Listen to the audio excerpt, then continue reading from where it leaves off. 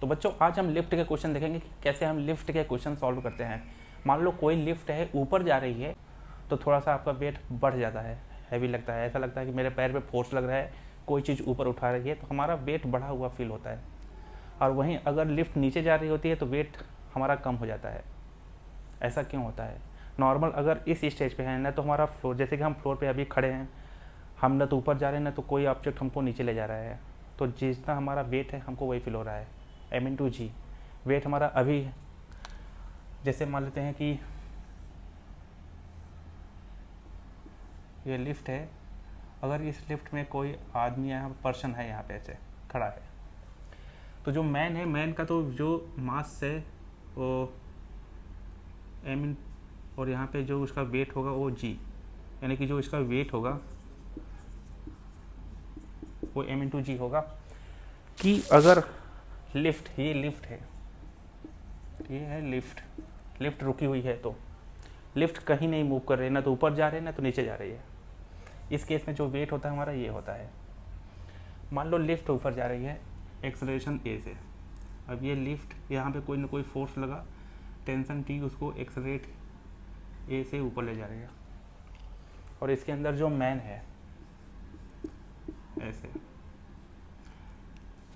क्योंकि आदमी कोई, क्योंकि जो भी ग्रेविटी होता है, ग्रेविटी हमेशा towards centre of the earth, हमेशा अर्थ की साइड में होता है ग्रेविटी, नीचे की साइड। नीचे हम यहाँ पे हैं तो हमारी m/g, यानी कि जो हमारे मास में g रोल कर रहा है, स्मॉल g ग्रेविटी होता है, वो हमेशा टूवर्ड्स सेंटर ऑफ अर्थ। तो देखा जाए इस मैन की जो ग्रेविटी यहाँ पे काम कर रही होगी m/g।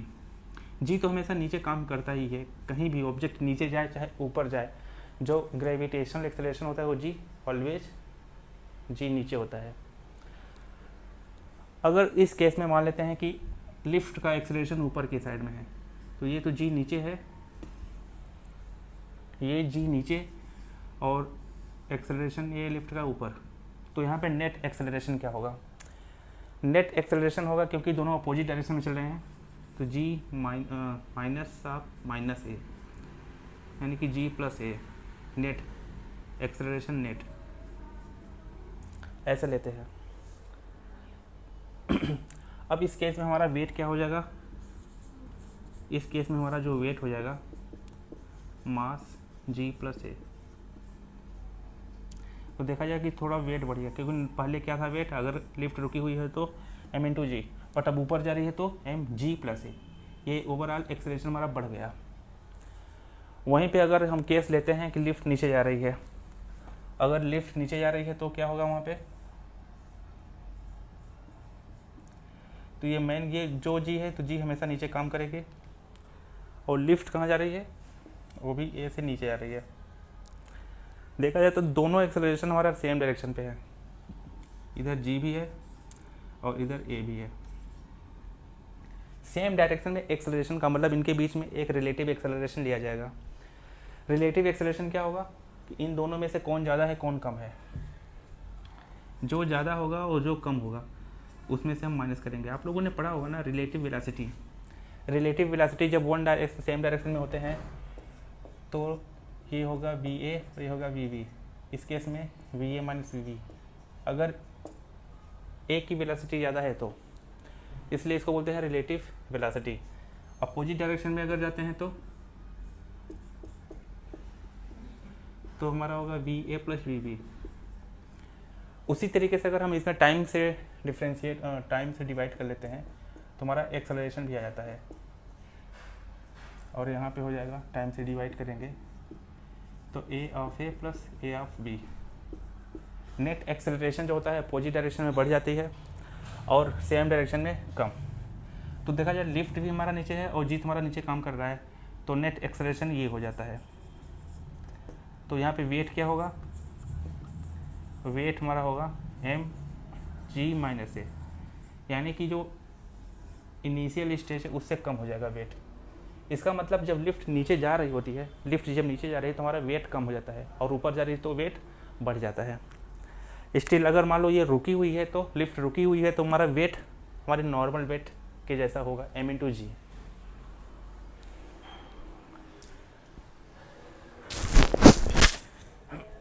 इसी से रिलेटेड यहाँ पे कुछ क्वेश्चंस होते हैं, जैसे कभी कभी एक क्वेश्चन आता है, एक मंकी है और वो स्ट्रिंग पे लटकते हुए ऊपर जा रहा है। ये है एक रोप सीलिंग से यहाँ पे फिक्स, ये रोप है, ऐसे लटकी है रोप, मासलेस है। ये रोप हमारा क्या है, मासलेस है।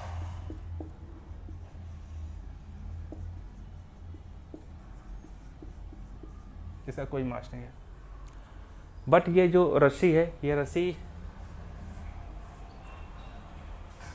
एक फिक्स, एक लिमिटिंग वैल्यू होती है, इतना ही वेट उस कर सकती है, उसको कम, अदरवाइज वो टूट जाएगी।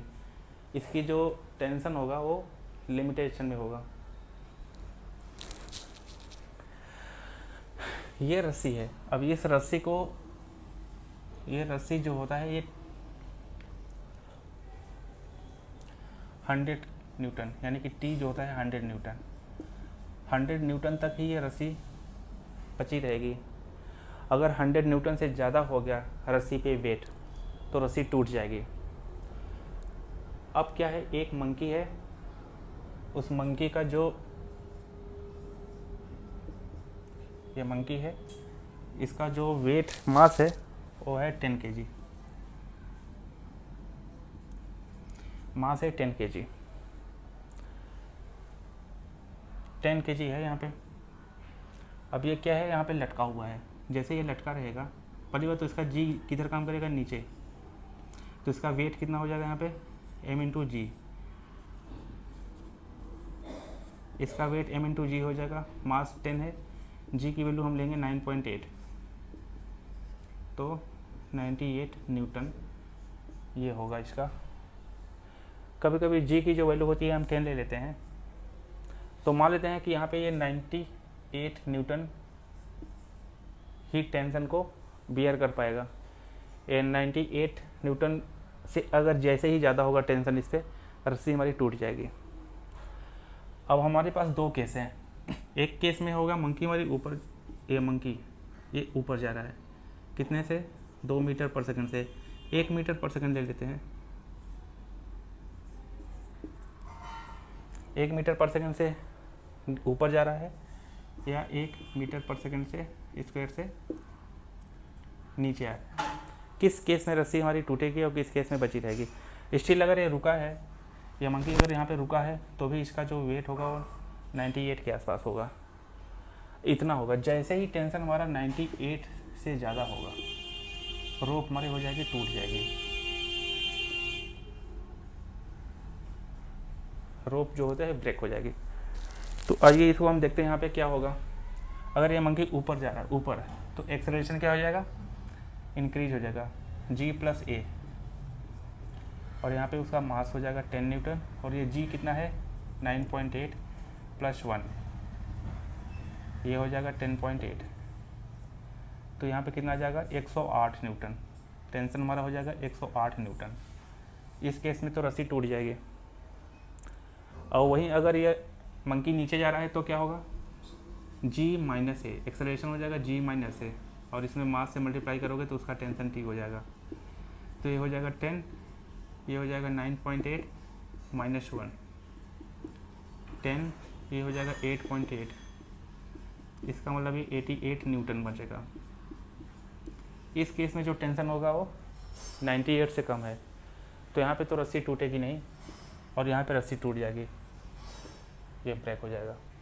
तो होगा क्या, आंसर हमारा होगा कि अगर वो रस्सी पकड़ के लटका है, बिल्कुल लटका है, ना तो ऊपर जा रहा है नीचे आ रहा है, तो उसका टेंशन जो होगा 98 होगा। उस केस में भी हमारी रस्सी नहीं टूटेगी।